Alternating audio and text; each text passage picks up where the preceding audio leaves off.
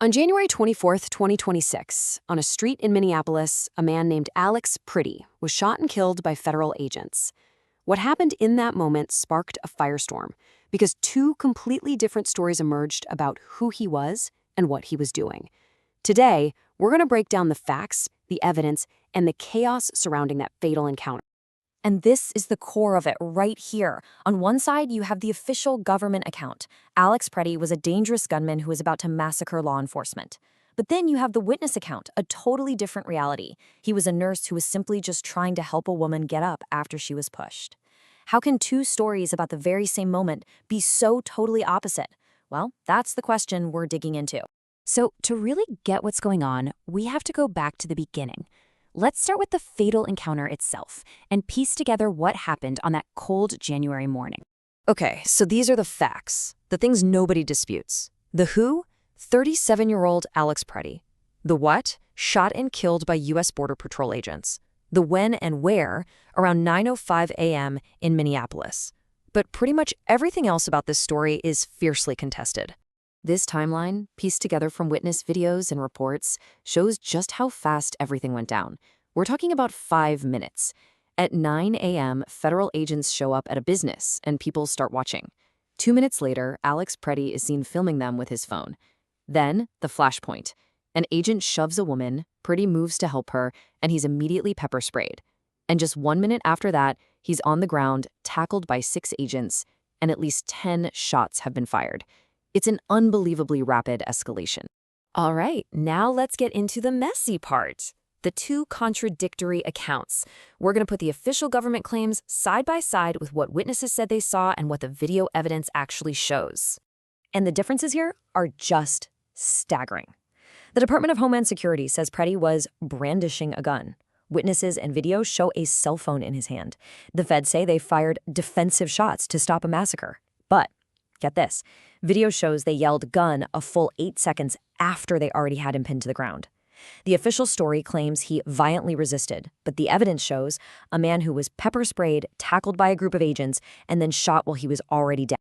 And these aren't just random opinions. We're talking about sworn legal affidavits. A physician who watched the whole thing from his window swore under oath that he never saw a weapon.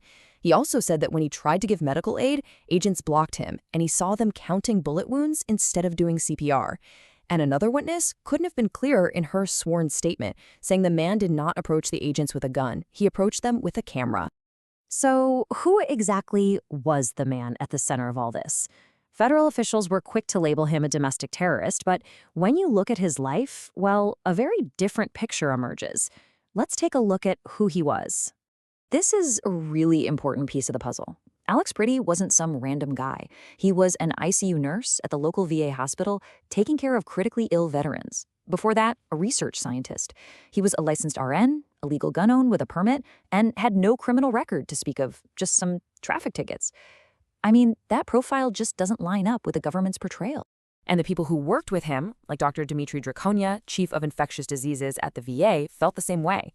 They didn't describe a violent radical. They described a colleague who was outstanding and dedicated.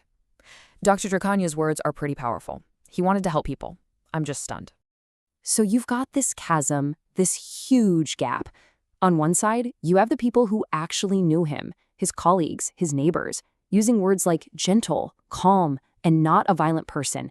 And on the other side, you have the official government label, domestic terrorist. But you have to ask, why was this happening at all? Why were heavily armed Border Patrol agents on a city street in Minneapolis in the first place? Well, to understand that, we need to zoom out and look at the bigger picture.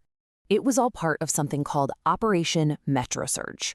This was a policy from the Trump administration that basically sent federal agents, we're talking Border Patrol, ICE, into major American cities. The official reason was to help with immigration enforcement and deal with what the White House was calling civil unrest. And this is critical. The killing of Alex Pretty didn't happen in a vacuum. In the 3 weeks right before his death, federal agents in Minneapolis had already been involved in 2 other shootings. A woman named Renee Good was shot and killed by an ICE agent, which caused huge protests. Then another man was shot and wounded. So Pretty's death was the 3rd incident like this in less than a month. You can just imagine the fear and tension in the city. So what happened next? Well, the shooting itself was just the beginning. The aftermath was immediate and intense, sparking massive protests and creating a crazy kind of crisis between different police forces. This is where things get, well, pretty unbelievable. The local Minneapolis police and state investigators, the BCA, showed up to do their jobs, investigate the scene, standard procedure. But the federal DHS agents on site literally blocked them. So the state police went and got a judicial warrant, a court order to get access. And even with a warrant in hand, the federal agents still refused to let them on the scene. I mean, that's a full-blown constitutional standoff happening right there on a city street. And while all this is going on, you have his family just shattered, releasing this heartbreaking statement. They called the official story sickening lies and just pleaded for people to, quote, please get the truth out about our son. And this thing just exploded. It went from a street corner in Minneapolis to a national crisis. Protests popped up all over the country. The governor of Minnesota called for an end to Operation Metro Surge and brought in the National Guard. Meanwhile, President Trump fired back, accusing those same local leaders of inciting insurrection. It even reached the U.S. Senate, where Democrats threatened to cut off all funding for the Department of Homeland Security. And so, after all of that, we're left with this really big and honestly pretty scary question. When federal forces operating under a national order use deadly force on a local citizen, who's actually in charge? Who gets to investigate? And ultimately, who has the power to find out what really happened?